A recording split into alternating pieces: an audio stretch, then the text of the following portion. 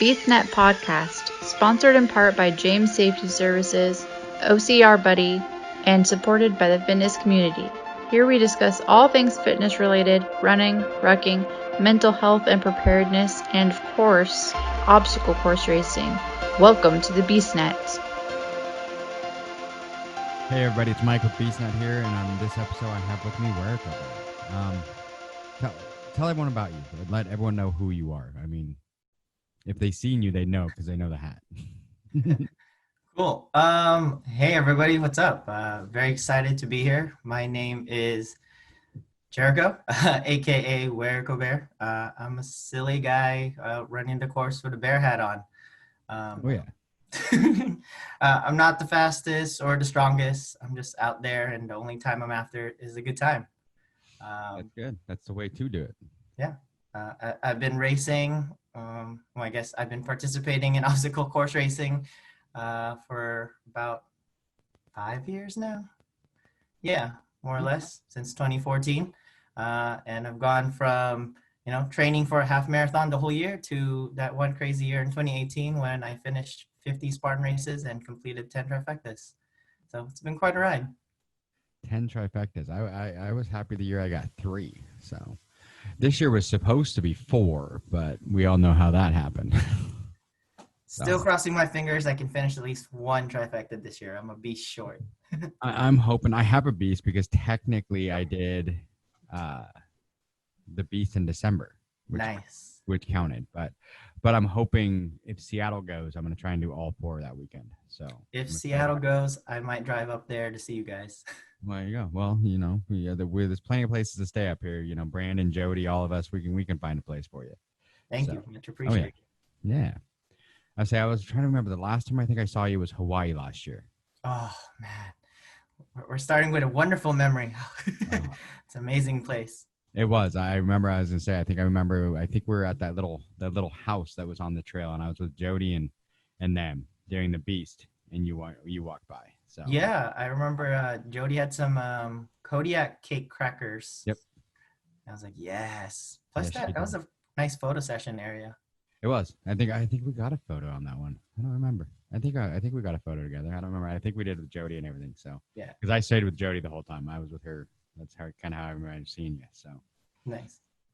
So what got you into this?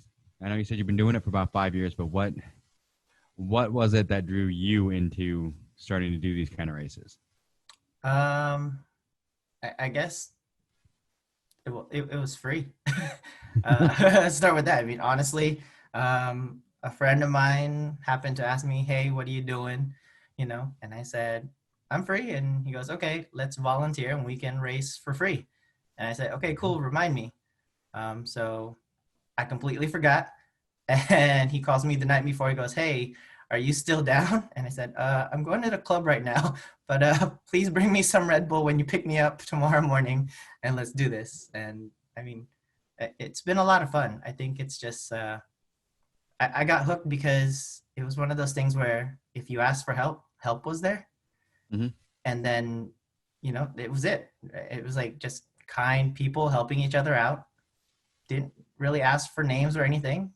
You just kind of help someone if you could, and you asked for help when you needed it, and then you went about your way, and that was it. Yeah.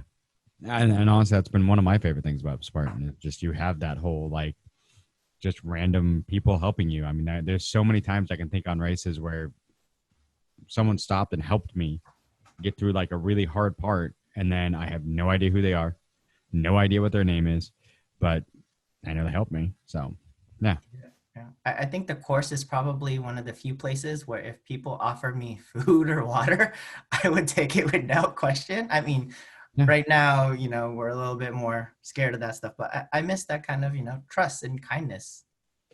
I do too. I mean, I think that's been the hardest part about this whole pandemic is not being able to race and not having that sense of community that you get from going to a race and doing one. So, yeah. Yeah, definitely. I used to say like, I like racing because every time you go, it's like a family reunion of sorts. You don't get to see all these people. You might talk every now and then. You don't get to train together, but when you meet up, it's cool. Yeah, it is. I mean, it's just, I have so many people that I've met in races that I've never met anywhere but at a race, but we know each other. You, Spartachu. I mean, there's a few out there that I've met on races, and we say hi and we talk at like every race. But other than that, it's like, I don't see them. So it's like I don't get to see these people that I'm used to seeing all the time because, I usually do at least 9 to 10 a year. Yeah. And I haven't done my first one this year was supposed to be Vegas, and I Oh, haven't. And so Vegas was canceled, the first cancellation. So I haven't done any since December. okay.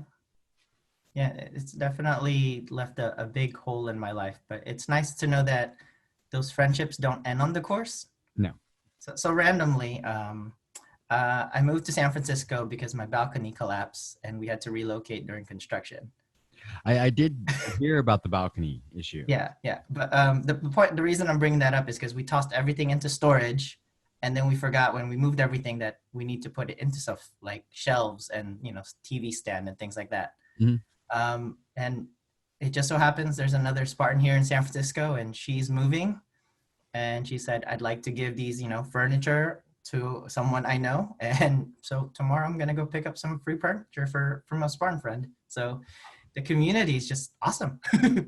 It is, and that is one of the things that's just amazing. Is I mean, I've had so many times. I know I can pretty much almost go to any city around here, or in the United States, and say, hey, I'm going to be here, and people are like, oh, hey, you need a floor? Yep. You need a floor to sleep on or something like that. I mean, I've had it when the times I've gone to Hawaii, like during the hurricane, they were like, I had so many people over there, Richard Park and a lot of those guys, being like, hey, if you don't have a place because of the, hurricane, it's like, no, we still have our condo. And they're like, oh, you can come stay with us if you want. You can do this. And I mean, it's just the community is amazing. And that's what I miss so much during this. Yeah.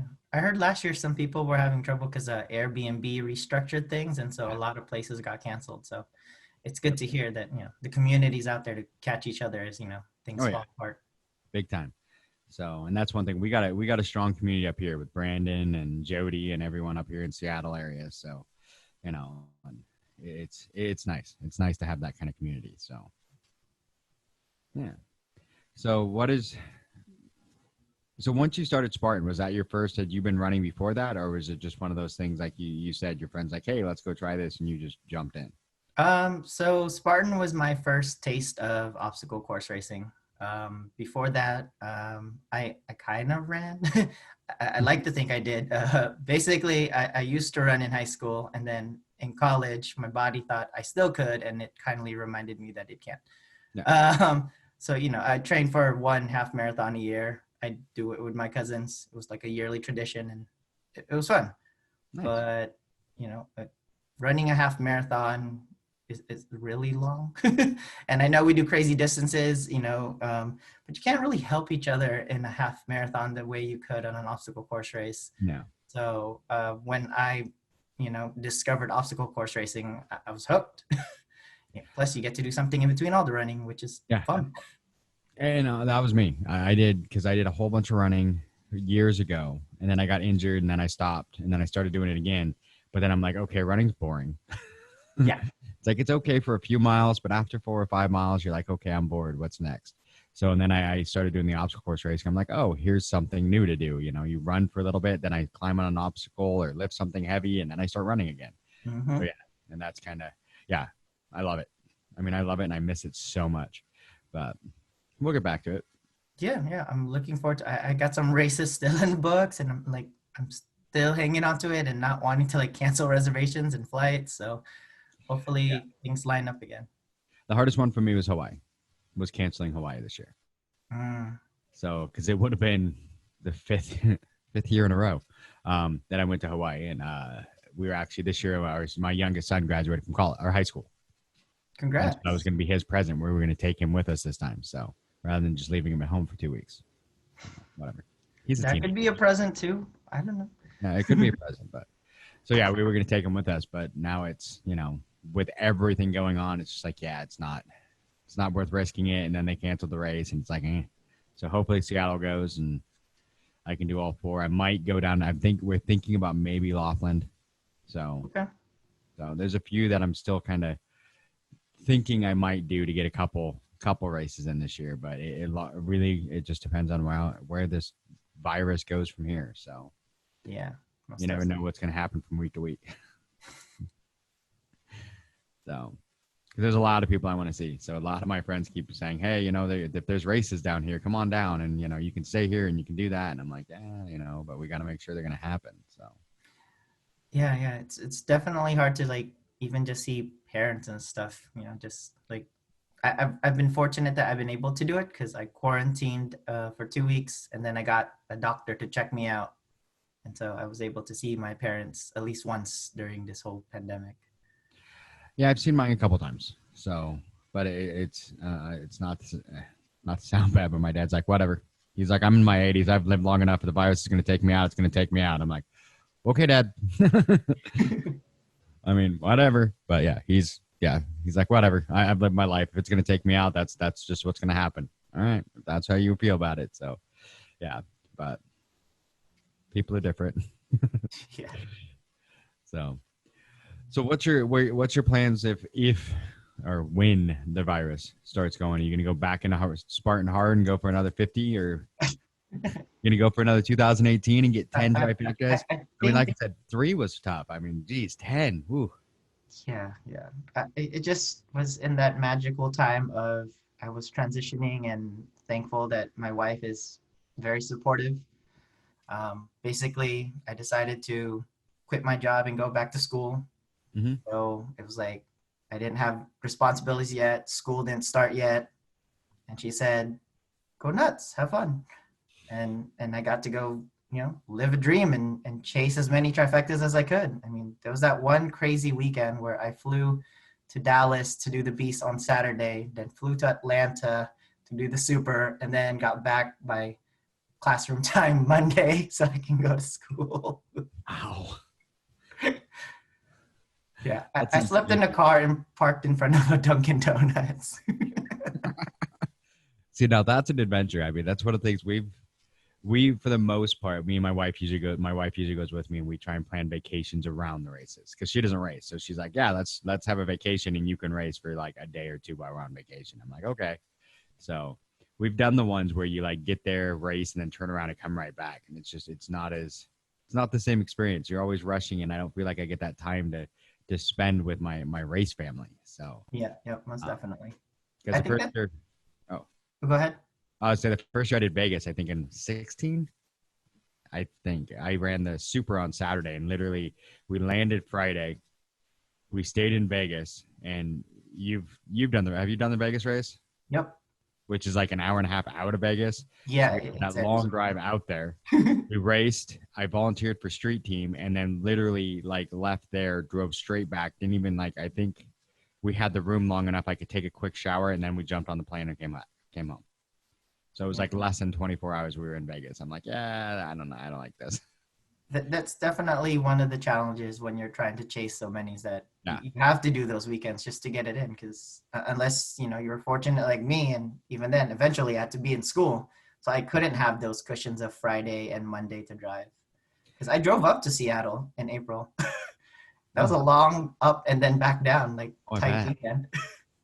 Yeah, I would say we did Los Olivos. We drove down, but we took from Wednesday to Friday to drive down to Los Olivos. But then I raced the Beast, and then I drove back. We finished the Beast. I got in the car. We drove up to San Jose, stayed the night. I took a shower, and then the next morning we got in the car and drove straight home, all the way up to Seattle. So that was a long day, so that I could be back to work Monday morning. Yep. So it's part of the fun.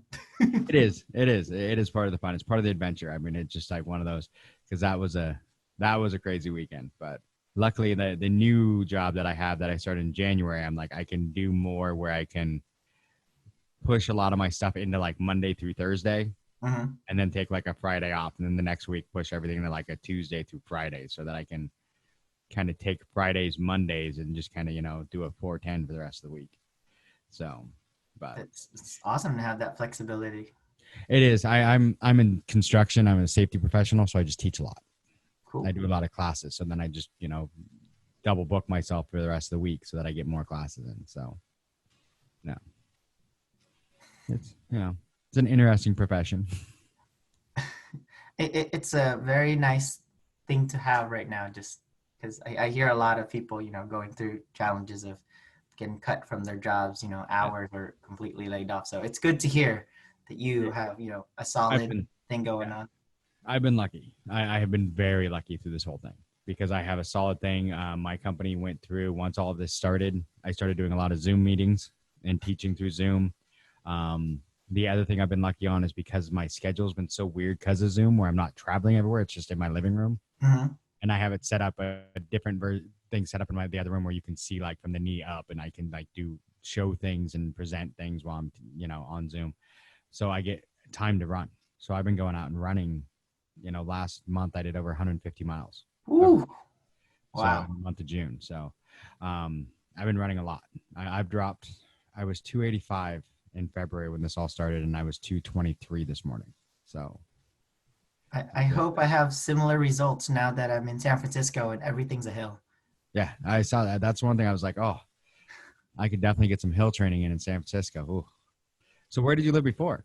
I lived in Oakland, right by Lake Merritt, so that was kind of my training ground.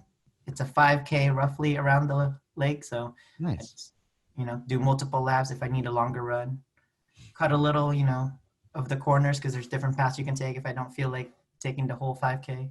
Nice. But it's nice. It's a nice view. Yeah, luckily I've got a park right across the street from my house where it's like I figured out it's a couple different loops and you can do figure eights and everything. And I figured out the right designs to be able to do whatever I want. If I want a 5K, if I want 4 miles, 5 miles. So I figured out the routes I can take to try and get whatever distance I need. So, and every time when I finish, it's in the shape of a penis. So I figured that out too. That is great job figuring all that out.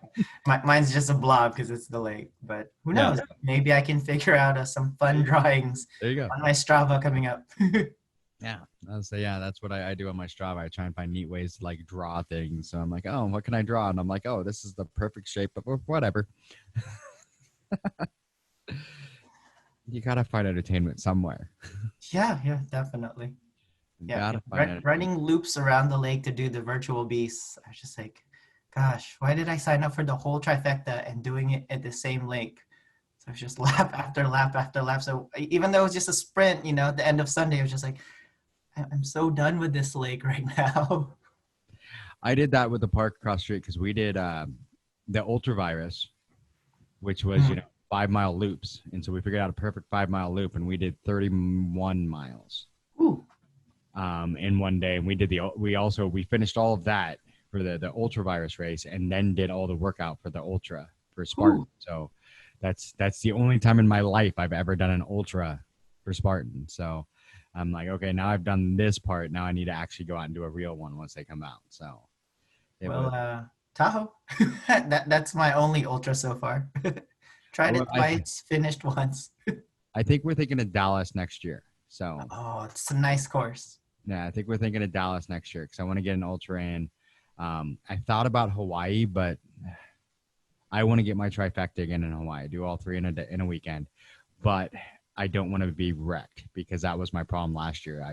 We had 5 days after the races still in Hawaii, and I couldn't walk. Oh, you couldn't enjoy it? Oh, bummer. It was, so there was like we went out to dinner the next night, and my feet were so tore up that I'm walking in my flip flops and they kept sticking because the blood was drying, and I'm just like, okay, yeah, this is not good. Oh my god. Yeah, I tore my feet up so bad on that course. So, yeah, I got to figure out different shoes. My problem is the second I get into a place like Hawaii, I do it anywhere that's got a beach or that's nice. Yeah, I do it in California too. The second I get there, my shoes come off, and I don't put them back on until I have to. Okay. So we were in Hawaii for a week before the races, and so I was barefoot the entire time. Oh. The first time I put shoes on in a week was that morning to go do the beast. And I went to put them in, and it looked like my feet were 2 sizes bigger than normal. So it looked like, I was trying to shove hot dogs into a casing that they didn't fit. So yeah, it did not go well. Did not go well at all. So yeah. I'm just picturing hot dog toes on flip flops just sticking out, trying to squeeze in. Trying to squeeze into the shoe. It was not a happy day. So Yeah, so I tore my feet up pretty bad, but Ooh. it was it was still fun. I mean, it's still Hawaii. So my wife is convinced that at some point we're going to move to Hawaii, and I keep telling her, yeah, you need to get a better job because it's expensive. Yeah, I could imagine. But Hawaii would be nice. It would be. It would be. So I wouldn't mind Northern California. When we were down in like Los Olivos and that kind of area, my uncle used to have a place in Placerville. So I mean, there's some places down there in like Northern California I wouldn't mind living in. So Definitely. California's a pretty sweet place. Has nice pockets. it is. I got to get back down there to. My grandma lives in Lakewood, which is right outside of Anaheim. Oh, okay. I So was it's like trying to it's a figure suburb. where Lakewood was. Yeah, Okay. it's like a suburb of Anaheim. So I need to get down there because I need some of her lumpia and her pancit. Oh, my grandmother's. You don't just Zoom it and then she can teach you online? Like you I teach don't other know. people? She's not good on the computer. I think they took her computer away from her. I don't know. She's my grandma's amazing. She's Filipino, so that's obviously why the lumpia and the pancit. So Dope. people always look at me and I'm like step grandma, but she's better than the real one. So we just don't say that. Grandmas are amazing because they cook you delicious food. That's some of the first memories you have. Oh yeah, no, yeah. We used to go down and visit them in California, and every time she'd always make the lumpia and the pancit, and it's like I just, yeah, nothing like homemade lumpia. Well, if you learn to make it, then you can pass it on to your kids. That's what I'm hoping. I want to go down there and get the recipe from her. So, but I'm pretty sure she's not going to give it to me unless I go visit her. So Exactly. That's the requirement basically. it is. It is. It is. So, And she's not gonna write it down. You're just gonna have to learn as she does it right next to you. which is fine. Yeah, I like to cook anyway, so it'll be good. It'll be good. So, oh, so what else do you have to say to the listeners? I mean, what do you have any inspirational things you want to tell them they should be doing out there? I mean, it's hard to be inspirational. It is right now. Yeah, I'm trying to smile through a lot of this. Mhm. I've experienced the job difficulty. I graduated in May, and it's not the best time to be applying for jobs. No, it's not. It's not. So, it's one of those things where you like make sure to connect. I think that's been the biggest part. Like I said, I'm gonna meet a fellow Spartan tomorrow, and every now and then I just you hit them up. You don't have to like actually schedule as hard because most people understand. They miss the community and they miss working out. So when you're like, hey, you want to meet up at a park, chances are they do want to meet up at a park because they feel it too. So just check in on your fellow Spartans, and I think that will be as good for them as it is for you. Oh yeah, I agree. That has been the roughest part. We've been lucky that a couple people up here, we've done a couple, as we call them, speakeasy workouts, where we just kind of randomly go to a park and meet a bunch of friends and work out, and just, I mean, social distance as much as we can. But it's tough when you haven't seen people and you just want to give them a hug, and it's like, yeah. So I tried to Aru at some of the people when I was doing the virtual trifecta. It's not the same because they got their own music going. They're focused on whatever their route is because we're not all running the same direction anymore. Yep. So it's hard to connect with random Spartans like you did before. So it is, and I will be honest. There's a lot of times where you see someone with a Spartan shirt and you yell "Roo," and they look at you like, "What is wrong with you?" We're in public. What are you doing? Yeah, I've had a couple of those where it's like "Roo," and they're like, "Oh, yeah, okay, dude, I'm out. You're weird." Yeah. I think it's only happened once that someone actually came up to me at the gym because I think I happened to be wearing one of the earlier shirts, probably like January, February. And so like, oh, so I see you did the race already. And like they actually struck me up in the conversation. Nice. I missed that. I've had a couple times where, I mean, but it's been one of those things where they either recognize me from a race. I think the weirdest one was coming out of a restroom. Yeah, that's definitely weird. At a rest area and like on, the freeway. I was like on I-5 and I'm coming out and they're like, "Hey, you're a Spartan. You were at that." And I'm like, "Oh, whoa, dude. Yeah, this is kind of weird. Can we step away from the bathroom door?" Because no, this is weird. I've actually had a similar bathroom experience. Someone knew that because I took a selfie and I had it, up on my video that I was in and out, and someone else happened to be there. So as I went to the restroom, there was a Spartan with a camera looking at me as I walked into the bathroom. I was like, whoa. At least they feel it was while you were walking to the bathroom and not in the bathroom. That's Yes. weird. But When I you mean, pull it's out the camera when you're in the bathroom. He's a homie. He caught me off guard. Oh yeah. Oh. And that's a fun thing. And that is another thing I miss is when you go to the races and you ran into those random Spartans at other like restaurants, like right there by the venue a lot of times. And it's like, oh, hey, I just saw you out on the course, or yeah. No, I miss all that. We need races again. Eating without really thinking too much about it. Because after the race, you can eat almost anything. Yeah. I haven't I haven't had fast food since February. Oh, wow. Because that was one of the big things that I cut out. I'm just like, no more fast food because, I mean, I don't, most of the time I'm at home. It's easier just to cook at home. If I go to McDonald's, I have to literally leave just for that. Yeah, I used to go to In-N-Out after a race. I remember when I went to Seattle, the closest one was in Oregon somewhere. Yep. So I drove all the way there before I went and had In-N-Out on the way home. Oh, wow. Dedication. Yeah. It's the only time I really eat fast food. I would say, and I know a lot of people are going to hate me for this. I'm not a big fan of In-N-Out. That's all right. It's a California thing.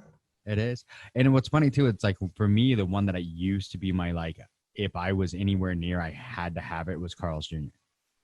The crisp cut fries. Yeah. But now that we have them up here, I'm like, eh. The novelty's gone. Yeah, the novelty's gone because it was one of those things. There was one right by my grandma's house in California. So I would go there, but that was it. Then it was, I never had another chance unless I was down there. So anytime I was near one, I'm like, I got to go to Carl's Jr. Now it's like, oh, there's one like literally 2 miles from my house now. And I'm like, whatever. It doesn't taste the same. It's not the same. We're in Washington. It tastes better in California. I'm trying to think what other ones they have in California that we don't have here. What is it? The farm boys? Is that what it is? I'm trying to think. It's like some farmer one. I can't remember what it's called. I don't remember. Farmer? It was really good. Huh? Not ringing a bell. Maybe I need to go out and check out fast food. Go out more. Yeah, because it was over in, I was trying to think. It was over by Temecula that I went to it. And then I saw him when I was in Utah too. Wow. Or Nevada. When I was in Nevada, going through Nevada for, but I was trying to think what they're called. I don't know. It's like Farm Boy or something weird. But yeah, I don't know. I'm just craving fast food at this point because, like I said, I had fast food and it's the French fries. It is the French fries. It is. I love French fries. So I got to figure out how to make my own on the air fryer. That's not so bad for me. I hear good things about an air fryer, but the only one I ever got, I sent to my parents for Christmas. I got the Foodie, the Ninja Foodie. Okay. And it's an air fryer, it's a pressure cooker, and it's a slow cooker all in one. So it's like all of them in one unit. So I'm like, that way it's not taking up, because our air fryer that we used to have like took up half our counter. So now we have all of them in like one thing. That sounds pretty good all in one. Right now I'm still trying to figure out how to use an Instapot. Well, that's basically, that's what the Foodie does. It's an Instapot too. Okay. So it's like all of them. So it's. Wait, does the Instapot do air frying? This one does. Okay. Like I said, it does all of them. It's just you have to change the lid. I don't know. My wife uses it. I'm good at like cooking normal things. That's like the gadget confuses me. Oh man. You give me a stove and a skillet and other stuff, I'm fine. But you start throwing in some of these gadgets, and I'm like, I don't get it. I'm learning. I've been sous chef for my wife, and she's cooking up some delicious things. Unfortunately, recipes are always for more than 2 people, and you can't really share right now. So, I'm sure you can share with the wife. I mean, with anybody else. Like you make a recipe for 4, you're eating that for the next couple of days. I do that a lot. I'll make soups. And I'm horrible about it's like there's only 3 of us, me, my wife, and our 18-year-old kid. And I'll make enough soup for like 7 people. And she's like, what are you doing? I'm like, well, I guess I have lunch for the week. But the 18-year-old should eat for like 3 people at least. You would think, but he hasn't been. So you would think he would. But yeah, but no, I do a lot of like chilies and a lot of clam chowder. And I'll make a lot of that from scratch. And it's a lot of those things, those foods that I love that my dietitian's like, yeah, you can eat that all you want if you cook it yourself. But if you go out and get a can of that stuff, that'll kill you. Yeah. I wonder how many people are going to make hungry after listening to this podcast. Probably, because I'm hungry at the moment. I ate right before this started. See, that's the best thing that I am horrible about. I'm not good at staying on topic, so you That's never all know. good. I love food. About. Yeah, I you used to never say know. that I work out so I can eat the way I do. But now I actually have to watch what I eat a little and still work out. That's the problem. It's like for me, I was doing a lot of working out before and it wasn't working. And then all of a sudden, February, I like changed my diet completely. And like I said, I've dropped 60 pounds since February. And it's like, oh, I guess it was the diet. Yeah. So, yeah. So trying to get down a little bit more. I'm almost down to where I want to be. So, and I'm running a lot more. I like as of today, what I did 12-minute miles for 4 miles. So, which for me is fast. Dude, that's solid. So what in February, my best was like 18-minute miles. So I'm getting better. So yeah. I mean, it'll just keep chipping away, Yeah.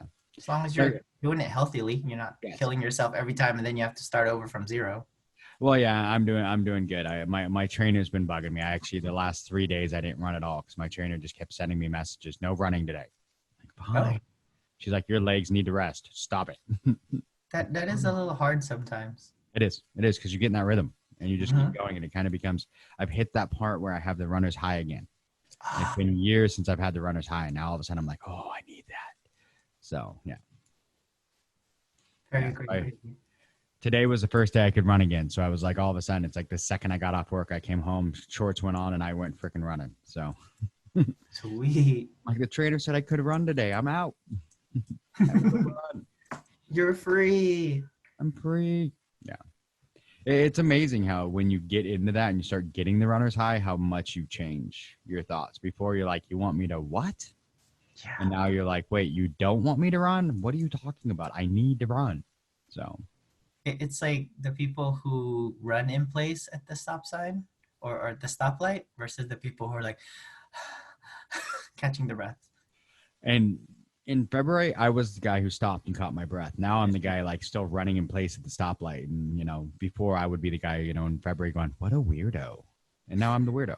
So we're all kind of weirdos. I mean, the things we put ourselves through on the course, it's hard to understand. Like when you look at, I saw some tires yesterday on the football field as I was doing the virtual sprint, and they were chained. And I was like, no, why?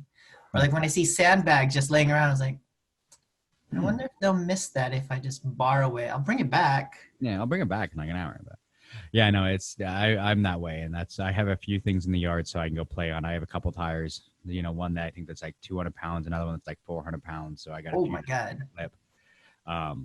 I got a few things that I've collected that I can play with. So some fun toys you got. They are. I mean, and right now, actually, me and Don, who does a podcast, we just got all of the Battle Miles virtual races. I don't know if you've seen those. I have. I think someone invited me to it, but it was like around 4th of July. That was one that they did that was like a fourth. I think you did 4. What did we do? It was 4 miles, and we had to stop at every mile and do burpees while wearing a 20-pound vest. Oh. So, and then we did another one that they call it, that was the one, and it was 1 mile. It was only 1 mile, but you carried, I had a 40-pound vest with a 60-pound sandbag. Oh my God. And did that for a mile, and then did 100 sandbag burpees. And that's what you had to do for that race. So Battle Miles is a lot more like lifting and other things. And I'm like, this is probably good because I've just been running so much. I need that upper body test. So that's kind of why we went for the Battle Miles. It's brutal and I love it. And do you have other recommendations for virtual races? I haven't had a chance to explore it. The Battle Miles is probably my favorite right now that I'm working on. I also have been doing the rock and roll. Okay. And those ones are free. It's just kind of one of those things that just gives you something to shoot for. So, and it's that one's just mileage, which is still good. I mean, it's a good one. But the Spartan one's obviously Rugged Maniac. I did that one with Brandon and Jody like 2 weekends ago. That's another good one. And that's another one. I think the Rugged Maniac you can do for free, and you like Spartan where you just kind of get a virtual medal. I know the Battle Miles you actually have to pay for, but I mean, I think we got 12 races for $140. Nice. So I'm thinking about trying to do some like East Coast races that never make it out this far west. I've So heard Savage. Savage is the one that I'm looking at next. I've heard Savage is supposed to be really good. okay, I've always wanted that syndicate. It looks so awesome with the different pins for all the different states. I was like, Yeah. never far enough. I've heard a lot of people say Savage is good. And that was one that, if the pandemic hadn't started, we were actually looking at taking a vacation to like Florida to go do a Savage race, because they don't have them out here. Yeah, exactly. I think as far west as it goes, maybe Texas. I think so. Yeah. And it's a big jump, I guess, talking with a lot of them, they take all that gear and go from like Texas to, the West Coast. So, yeah. I think that's why Spartan has what, 3 teams? Yep. East Coast, West Coast, Middle. Oh, they also have the stadium team. That's also different. So you got a few. So, and I mean that makes sense. I mean it's because that's a lot of gear to move around. Yeah. So, yeah.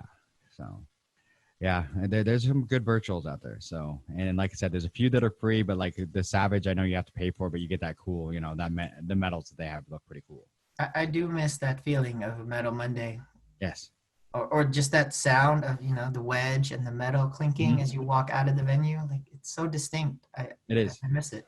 I miss it too. So I think I may have to just go grab some off the wall and go walk around with them just so I can get that metal that sound again. So I do miss the Metal Mondays. I have been having fun though because every once in a while people post, what's your favorite metal, and I always post the Founders Medal from the Beast in Montana from 2015. Ooh. And it's a circle with the little spears coming off of it. And everyone's like, what the hell is that? And I'm like, it was a one-time medal that you had to do a certain race to get. Man. Yeah. I'm going to have to Google that. I wasn't there for that time. I mean, I was just getting into it. Back it was the very first race I ever did. That was my first Spartan, was the Beast in Montana, because I don't do research. I'm like, oh, sure. I've done a half marathon before, and I've done mud runs. This will be a piece of cake. Put them together. It's fine. It'll be fine. I finished that. That was the first time I think I said, this was the stupidest idea ever. I say that a lot, actually. It's one of those things that people are like, you say that a lot. And then the next weekend you do something and you're like, no, this is worse.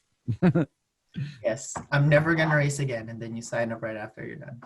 Well, I know right now we're planning the 18th. There's another ultra virus race. And that's, like I said, 5-mile loops, and you try and do as many loops as you can. And we're going for, what was it? I think 8 loops this time. So 40 miles. Okay.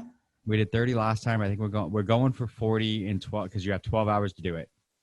We're going to try and go for 50, but our plan is to do 50 miles even if we don't make it in 12 hours.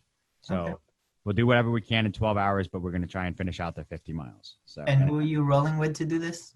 That's Dawn, the other part of BeastNet. Good friend Virginia Nicholson. She's crazy. She'll be out there. Christine Emmett. There's a few of them from up here. Nice. I'm trying to get Brandon and Jody, and Jody just keeps telling me no. I don't think she's into the 50 miles in a day. I mean, you can just say as many as we can. Yeah. And then you go, oh, we're so close to 50.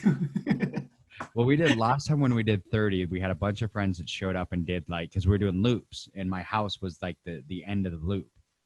So we come back to the house, we'd grab food, and I had it actually, there was a thunderstorm in the middle of it. Oh gosh. And we just kept going. We're like, well, we haven't counted more than, anything less than 3. So we're fine. Just keep going for it. And so we come back to the house. We had extra socks. We had things that we could, so every 5 miles, we could come back into the house and, replenish our water or, grab some food real quick or whatever we needed to keep us going. But so that's what we're going to go for this one. So we had a couple of friends that just showed up and they're like, well, we'll do a couple loops with you. And I'm like, okay, right on. So we were never alone. There was the 4 of us together the whole time. And then we had people just randomly dropping in. So that's awesome.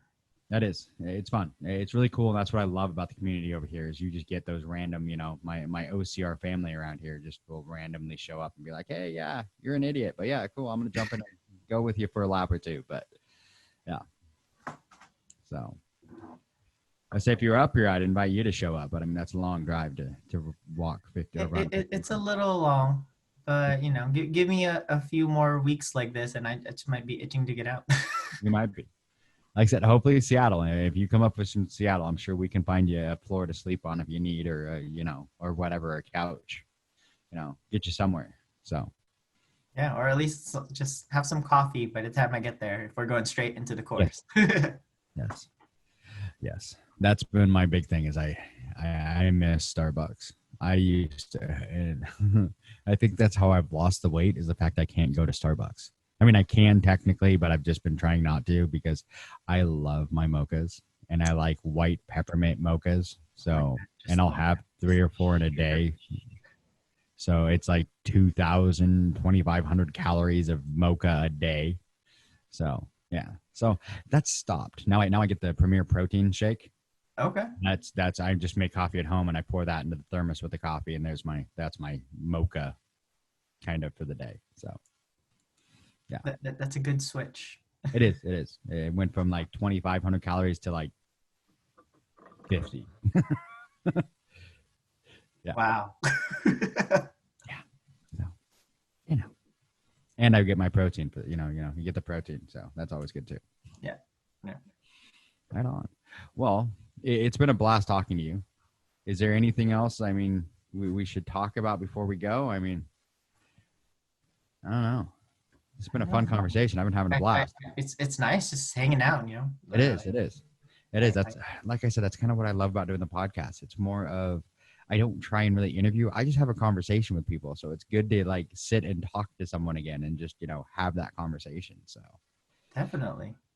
Just thank you for having me. I hope I get to see you guys soon, whether up there or down here.